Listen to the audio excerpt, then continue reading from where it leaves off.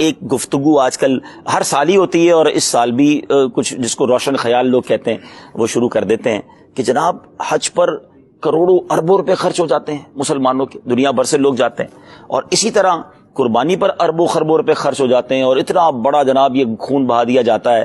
اچھی بات ہے، نیکی ہے، اچھا اس کو سینیریو ایسا وہ ریپنگ ایسی کرتے ہیں کہ یہ نیکی کی بجائے کسی غریب کی بچی کی شادی کرا دی جائے، کسی کا علاج کرا دیا جائے، کسی کو راشن ڈلوا دیا جائے، کسی کا گھر چلا دیا جائے۔ تو یہ ہر سال اس طرح کی باتیں ہوتی ہیں۔ تو سب سے پہلے تو میں ناظرین سے یہ عرض کروں گا کہ ایسی باتوں پر ہمیں دھیان نہیں دینا چاہیے۔ جو لوگ ہمیں اللہ کے احکام کے مقابلے میں کوئی اور راستہ سجھائے نا، ہمیں وہ راستہ نہیں چاہیے۔ ہمیں قرآن و حدیث سے جو راستہ ملا ہے، مسلمان کا کام اس پر چلنا ہے۔ اور اب لاجیکلی اگر آپ سمجھنا چاہتے ہیں تو چلے میں لاجیکلی بھی کچھ باتیں عرض کر دیتا ہوں۔ جی، پہلی بات تو یہ ہے کہ یہ تمام باتیں کبھی کسی بہت بڑے سپورٹس ایونٹ پر کیوں سامنے نہیں آتی کہ جناب اتنا بڑا کرکٹ کا میچ ہو رہا ہے، یا اس کی اوپننگ سیریمنی اور اینڈنگ سیریمنی پر اتنے لاکھوں کروڑوں روپے کی آتش بازی ہوگی، تو یار یہ آتش بازی کی بجائے کسی غریب کی بچی کی شادی کرا دی جائے، کسی کا علاج کرا دیا جائے۔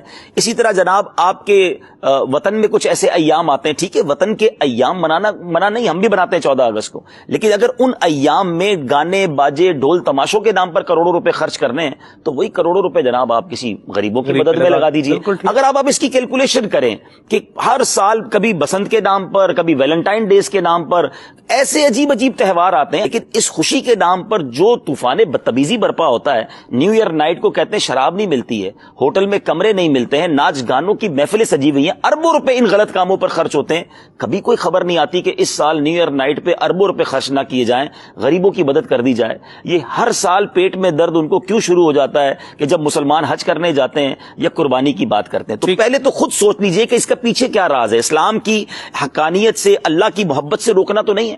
اب میں دوسری بات کرتا ہوں کہ قربانی کیا یہ پیسوں کا ضیاع ہے؟ یہ ذرا غور کیجئے گا ناظرین۔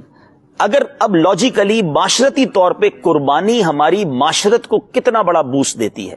اب چلتے یہ جو جانور، صرف کراچی کی میں بات کرتا ہوں، پورے پاکستان پوری دنیا میں قربانی ہوتی ہے، پاکستان کراچی میں جو قربانی ہوتی ہے صرف اس کی بات کر لیتے ہیں تاکہ آپ کو سمجھ آ جائے گا۔ پنجاب سے اور سندھ سے ہمارے کسان، ہمارے ہاری اور غریب طبقے کے لوگ پورا سال جانور پالتے ہیں، پورا سال وہ جانور پال کر اب بیچنے یہاں پر آتے ہیں، اور جب یہ بیچ کر واپس جاتے ہیں تو پورے سال کے لیے ان کو ایک اچھی اماؤنٹ مل جاتی ہے جس سے ان کا گھر چلتا ہے، ان کے معاملات چلتے ہیں۔ اب جب وہ جانور لے کر آتے ہیں، ٹرکوں والوں کا بزنس شروع ہو گیا، منڈی میں جانور آیا، منڈی میں حکومت کو ٹیکسز ملنا شروع ہو گئے، اس کے ٹینٹوں کے بزنس شروع ہو گیا۔ اب جیسے یہ جانور شہر میں آئے، چارے والوں کا بزنس شروع ہو گیا، کتنے چارے بیچنے والے، گھاس بیچنے والے، ان کا کام شروع ہو گیا۔ جیسے ہی قربانی کا وقت قریب آیا، اب کسائیوں کا کاروبار شروع ہوا، کتنے ہزاروں کسائی ہیں جن کو ان دنوں میں روزگار اور اچھا روزگار مل جاتا ہے۔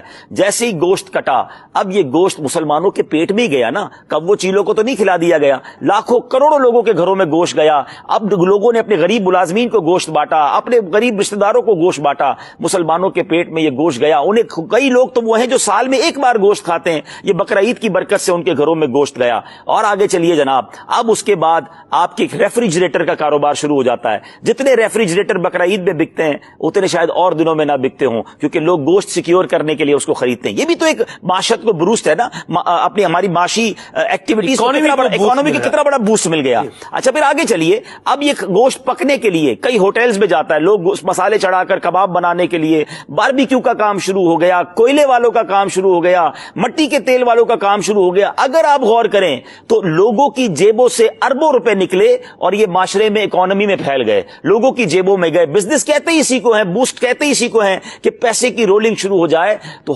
اچھا پھر اس کے بعد جانور کی کھالیں، آپ دیکھیں چمڑے کا کاروبار شروع ہوا، لیدر فیکٹری شروع ہوئی، ملک کا ایکسپورٹ بڑھا، تو سبحان اللہ۔ اچھا پھر اس چمڑے کی رقم سے کئی مدرسوں کا کاروبار شروع ہوا، کاروبار سے مراد ان مدرسوں کا کام شروع ہو گیا، ان میں قرآن پڑھانا شروع ہو گیا، ان کے بچوں کو کھانا ملنا شروع ہو گیا۔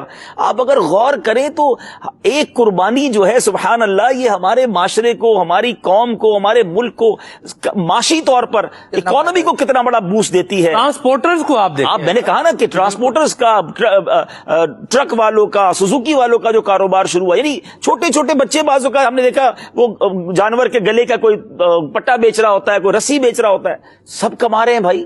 آپ کو کیا پرابلم ہے؟ اللہ تعالیٰ نے ایک تو حکم دیا اور ماشاءاللہ سنت ابراہیمی ہم ادا کر رہے ہیں اور سب کو فائدہ ہو رہا ہے. الحمدللہ ایسا کوئی شریعت کی طرف سے حکم نہیں ہے کہ جس کے پیچھے کوئی ضیاع ہو. الحمدللہ یہ بینیفیشلی ہے.